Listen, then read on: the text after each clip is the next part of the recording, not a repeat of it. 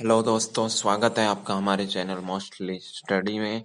आज हम देखने वाले हैं Minerva mills limited versus the union of India. ये हमारा 10th केस है इस सीरीज का, जो कि हमारी सीरीज चल रही है important judgments that transformed India. इस सीरीज को आप प्लेलिस्ट में जाके देख सकते हैं पूरी सीरीज को। और ये मिनर्वा मिल्स वाला जो केस है बहुत ही इंटरेस्टिंग और इम्पोर्टेंट केस है, क्योंकि ये है 42nd अमेंडमेंट जो इंदिरा गांधी सरकार के द्वारा लाया गया था। उसमें कुछ ऐसे प्रोविजंस थे जो भारत की डेमोक्रेसी के लिए खतरे थे। जैसे कि उसमें 368 आर्टिकल में ये डाला गया था कि कोई भी लॉ किसी भी कोर्ट में चैलेंज नहीं किया जा सकता, लेकिन उस पे सुप्रीम कोर्ट ने हमारी डेमोक्रेसी को सेव किया था, हमारे संविधान को सेव किया था। तो ये बहुत ही इंटरेस्टिंग केस है। तो इसको डिस्कस करेंगे आज हम। इसको डिस्कस करने से पहले दोस्तों, हमारे चैनल मोस्टली स्टडी को सब्सक्राइब कर लीजिए और बेल आइकन को भी दबा लीजिए ताकि सारी लेटेस्ट वीडियोस की अपडेट्स आपको आती रहें। तो शुरू करते हैं। बैकग्राउंड देखते हैं हम इसका बैकग्राउंड ये था कि ये कंपनी से रिलेटेड था। ये कंपनी सबसे पहली विक्टिम बनी थी उस 42nd अमेंडमेंट की, और 39 अमेंडमेंट की भी बात हुई है इसमें। तो देखते हैं सेंट्रल गवर्नमेंट ने क्या किया। Section 18A of industries act 1951 के अंतर्गत सेंट्रल गवर्नमेंट ने मिनर्वा मिल्स लिमिटेड को फ्रीज कर दिया गया, यानी कि उनकी मैनेजमेंट को खुद हाथों में ले लिया। नेशनल टेक्सटाइल कॉर्पोरेशन लिमिटेड एनटीसीएल के को दे दिया गया उसका मैनेजमेंट। और ये बताते हुए कि ये उसका जो मैनेजमेंट है वो पब्लिक इंटरेस्ट में नहीं है, पब्लिक के लिए बहुत ही खराब है, ये बताते हुए। तो सेक्शन 18 को अगर आपको देखना है तो यहाँ पे देख सकते हैं। सेक्शन 18A का बी वाला देखिए, इसका यूज किया गया है। Power of central government to assume management or control of an industrial undertaking in certain cases. An industrial undertaking इसका जिसका इन्वेस्टिगेशन ये जो मिनर्वा मिल्स लिमिटेड थी, इसकी पहले तो इन्वेस्टिगेशन की गई थी, लेकिन उस इन्वेस्टिगेशन में ये पाया गया कि उसकी management detrimental to public interest है। जैसे कि ये वाला रहा, ये देखिए, detrimental to the scheduled industry concerned or to the public interest। तो ये detrimental to public interest वाला यूज किया उन्होंने। सेंट्रल गवर्नमेंट में by notified order authorize any person और body of persons to take over the management. तो National Textile Corporation Limited को उसकी मैनेजमेंट दे दी गई, इसकी मिनर्वा मिल्स लिमिटेड की। और इसके बाद क्या हुआ, इसके बाद मिनर्वा मिल्स जो लिमिटेड थी उसको नेशनलाइज कर दिया गया सेंट्रल गवर्नमेंट ने, सिक टेक्सटाइल अंडरटेकिंग नेशनलाइजेशन एक्ट 1974 के अंदर, यानी कि उसको सिक अंडरटेकिंग बना दिया गया कि जो सिक में जो घाटे में चल रही है जो। लेकिन मिनर्वा मिल्स लिमिटेड जो थी उसने सुप्रीम कोर्ट में उनके इस डिसीजन को चैलेंज किया कि ये जो नेशनलाइजेशन किया और उनकी जो मैनेजमेंट को नेशनल टेक्सटाइल कॉर्पोरेशन को दे दिया गया है, ये सभी गलत हैं, संवैधानिक रूप से कॉन्स्टिट्यूशनली इनवैलिड है। तो मिनर्वा मिल्स जो पिटिशनर्स थे उन्होंने क्या चैलेंज किया ये देखते हैं। सबसे पहले तो उन्होंने constitutional validity of provisions of sick textile industry, जिस प्रोविजन के अंतर्गत उनकी मिनर्वा मिल्स को नेशनलाइज किया गया था, उस प्रोविजन को इन्होंने चैलेंज किया कि ये प्रोविजन आर्बिट्रेरी है और ऐसे ही किसी भी कंपनी को आप नेशनलाइज नहीं कर सकते और मैनेजमेंट हाथ में नहीं ले सकते। और सेंट्रल गवर्नमेंट का वो ऑर्डर जिसने नेशनल टेक्सटाइल का एनटीसीएल को मैनेजमेंट दे दी थी मिनर्वा मिल्स की, उस ऑर्डर को भी चैलेंज किया कि वो भी आर्बिट्रेरी था। इसके बाद 39th अमेंडमेंट के से ये जो 1974 का नेशनलाइजेशन एक्ट था, इस एक्ट को 9th शेड्यूल में डाल दिया गया। 9th शेड्यूल में वो सभी एक्ट्स होते हैं जिनको कोर्ट में किसी भी बेसिस पर चैलेंज नहीं किया जा सकता, जुडिशियल रिव्यू के लिए इम्यून होते हैं, वो सभी एक्ट्स आते हैं इसमें। और 9th शेड्यूल सभी जुडिशियल रिव्यू से इम्यून होता है, ये बताया गया है आर्टिकल 31B में। आर्टिकल 31B में इसके बारे में बताया गया है। ओके, तो ये भी हम देखते हैं आर्टिकल 31B क्या है, ये देखिए। Validation of certain acts and regulations without prejudice to generality of provisions contained in article. None of the acts and regulations specified in 9th schedule, कोई भी एक्ट या रेगुलेशन जो 9th शेड्यूल में specified है या फिर कोई भी प्रोविजंस नल एंड वॉइड नहीं होंगे इस बेसिस पे कि वो इन ऑफ दिस पार्ट मीन्स क्योंकि 30 आर्टिकल जो 31B है ये पार्ट 3 में आता है फंडामेंटल राइट्स वाले में, इसलिए इन्होंने ऑफ दिस पार्ट यूज किया है। इट मीन्स कोई भी अगर फंडामेंटल राइट्स को टेक अवे करता है या ब्रीच करता है तो ये 9th शेड्यूल वालों कोई भी नल एंड वॉइड नहीं होंगे।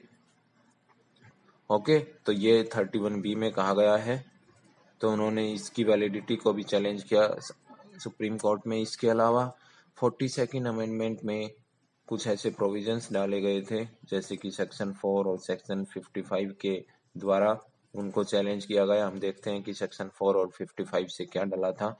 सेक्शन 4 ने आर्टिकल 31C को अमेंडमेंट किया था। आर्टिकल 31C में क्या है दोस्तों, ये देखिए कि no law giving effect to the policy of the state toward securing all, it means DPSP, अगर डीपीएसपी को फॉलो करने के लिए कोई लॉ लाया गया है तो वो लॉ नल एंड वॉइड नहीं होगा अगर वो फंडामेंटल राइट्स को भी वायोलेट करता है तो भी, जैसे कि आर्टिकल 14, आर्टिकल 19 या आर्टिकल 31 को वायोलेट करने पर भी वो नल एंड वॉइड डिक्लेयर नहीं किया जाएगा। देखिए shall be no law shall be deemed to void, it means, तो ये डाला था 31C में। इसके अलावा सेक्शन 55 ने आर्टिकल 368 को ये अमेंड किया था। जिस आर्टिकल का यूज करके ये अमेंडमेंट लाया गया था उसी आर्टिकल को इंदिरा गांधी गवर्नमेंट ने अमेंड किया था और दो नई क्लॉज डली थी, क्लॉज 4 एंड क्लॉज 5। क्लॉज 4 के अंदर ये लिखा हुआ था कि no amendment of this constitution including the provisions of part 3, it means आप अगर फंडामेंटल राइट्स का भी अमेंडमेंट करेंगे तो भी वो कोई भी question, no law shall be called in question in any court on any ground. उन्होंने रेस्ट्रिक्शन लगा दी थी कि कोई भी लॉ किसी भी ग्राउंड में किसी भी कोर्ट में आप नहीं जा सकते, चैलेंज नहीं कर सकते थे। और इसके अलावा क्लोज 5 में तो इससे भी ज्यादा रेस्ट्रिक्शंस थी। उन्होंने कहा कि पार्लियामेंट हैज अनलिमिटेड पावर्स। ये देखिए, it is hereby declared that there shall be no limitation whatever on the constituent power of parliament to amend by way of addition, variation or repeal। उन्होंने कहा कि constitution को किसी भी तरह से अमेंड, यहाँ तक कि रीराइट भी कर सकते हैं कॉन्स्टिट्यूशन को, और हम डेमोक्रेसी को वन पार्टी रूल में भी चेंज कर सकते हैं। ये इंदिरा गांधी गवर्नमेंट ने कहा था।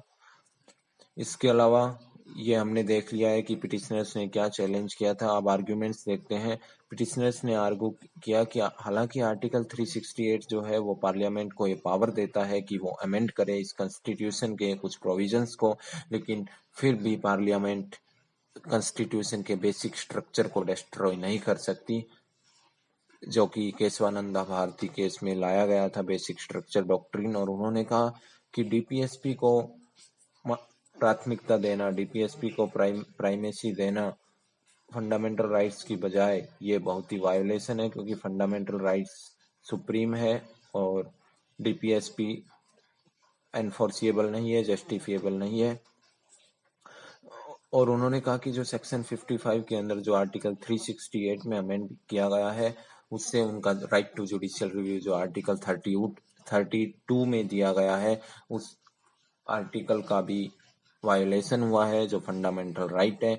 और लेकिन इसके अगेंस्ट में यूनियन ऑफ इंडिया, भारत सरकार ने, जो इंदिरा गांधी गवर्नमेंट थी, उन्होंने क्या कहा कि पार्ट 4 जो कि डीपीएसपी के ऑब्जेक्टिव्स को ध्यान में रखते हुए जो भी कानून बनाए जाते हैं वो पब्लिक इंटरेस्ट में ही होते हैं, वो कोई अगेंस्ट नहीं होते पब्लिक इंटरेस्ट के, इसीलिए उनको आप नल एंड वॉइड डिक्लेयर नहीं कर सकते और आप उनको बेसिक स्ट्रक्चर के अगेंस्ट नहीं बता सकते।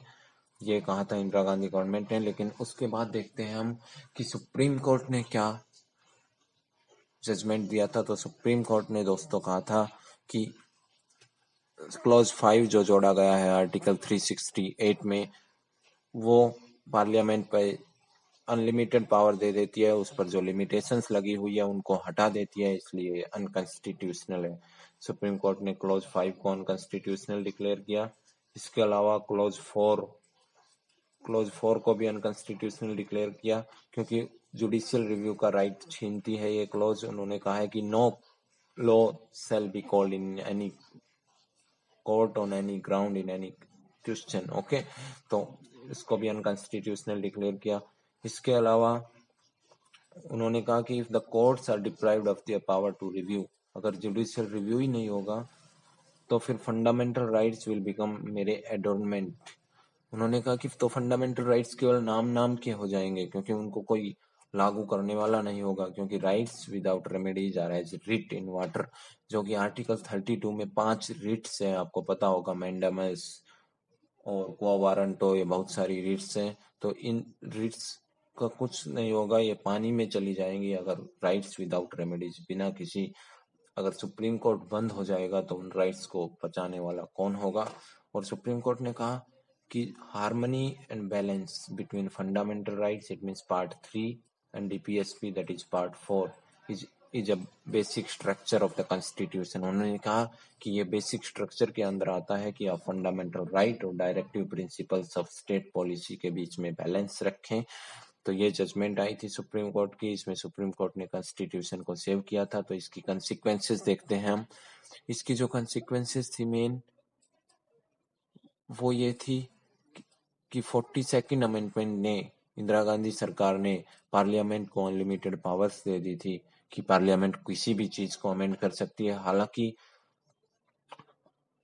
इवन पार्लियामेंट कॉन्स्टिट्यूशन को रीराइट कर सकती है, इट मींस कॉन्स्टिट्यूएंट असेंबली भी बन सकती है पार्लियामेंट, और डेमोक्रेसी को भी, one party rule, it means totalitarian regime, हमेशा इंदिरा गांधी ही बनी रहेगी प्राइम मिनिस्टर, ऐसा भी बना सकती थी, इसलिए उन्होंने कहा था, यही कहा था।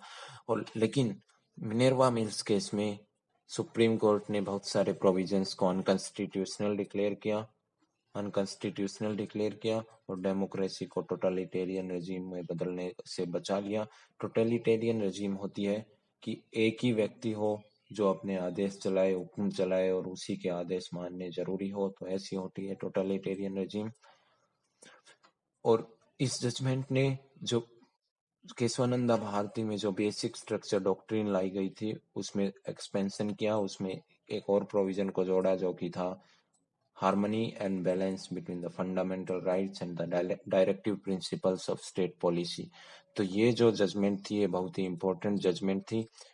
इस जजमेंट से 42वें संशोधन के बहुत सारे प्रोविजंस को नलीफाई किया गया। अगर आपको ये जजमेंट अच्छी लगी तो हमारे चैनल मोस्टली स्टडी को इसी वक्त सब्सक्राइब कर लीजिए और बेल आइकन को भी दबा लीजिए। थैंक यू सो मच दोस्तों।